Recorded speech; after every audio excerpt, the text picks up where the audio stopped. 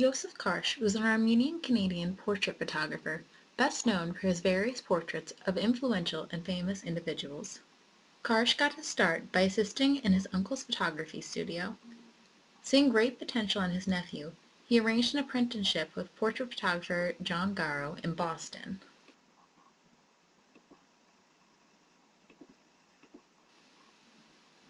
Karsh had his first solo exhibition in 1936 and was later discovered by Canadian Prime Minister Mackenzie King, who arranged introductions with dignitaries for portrait sittings. His portraits attracted a variety of celebrities, including Winston Churchill, who he photographed after Churchill gave a speech to the Canadian House of Commons in Ottawa.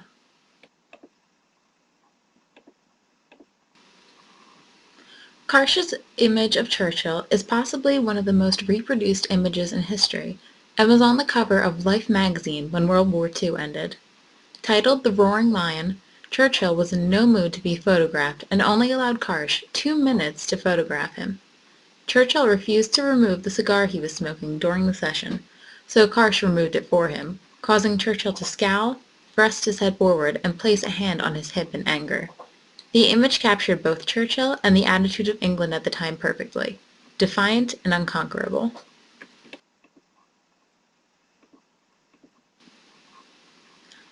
It was in his first group of photographs, covering the years 1929 to 1941 and ending with Churchill, that Karsh showed much experimentation and improvisation in his photography. It was his first time working with artificial lighting, and it expanded his technical capabilities as well as his creative vision. He improved his technique through these experiments, even making signature lighting styles for himself, such as his preference to use separate lighting for hands.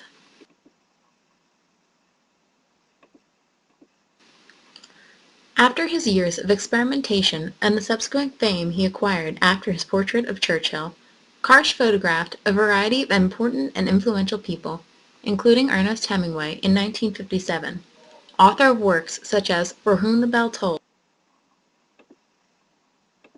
and A Farewell to Arms. Upon meeting Hemingway, Karsh said he expected to find within him a composite of the heroes in his novels.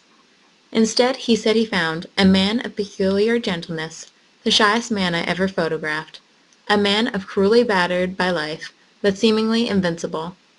During the time of the photograph, Hemingway was recovering from a plane accident during a safari in Africa. His use of dramatic lighting in the photograph accentuates the lines on his forehead and the coarseness of his skin. The lighting allows viewers to take in every line and detail of his face and clothing. However, the soft, faraway look in his eyes betrays the gentleness Karsh said he experienced, completing the image of a man battered, yet invincible and retaining his inner gentleness.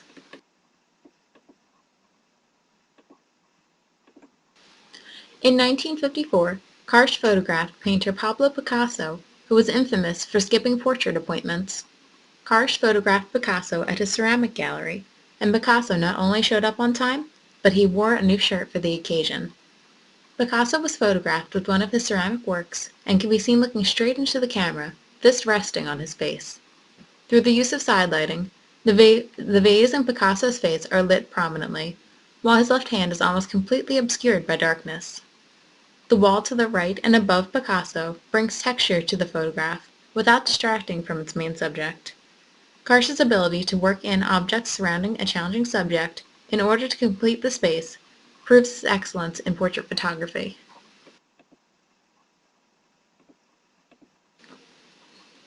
Karsh wrote of his own work in Karsh Portfolio in 1967, "Within every man and woman is a secret hidden, and as a photographer it is my task to reveal it if I can. The revelation, if it comes at all, will come in a small fraction of a second with an unconscious gesture, a gleam of the eye, a brief lifting of the mask that all humans wear to conceal their innermost selves to the world. In that fleeting interval of opportunity, the photographer must act or lose his prize." Karsh's words and his ability to capture the essence of his subject is inspirational and something I hope to achieve one day.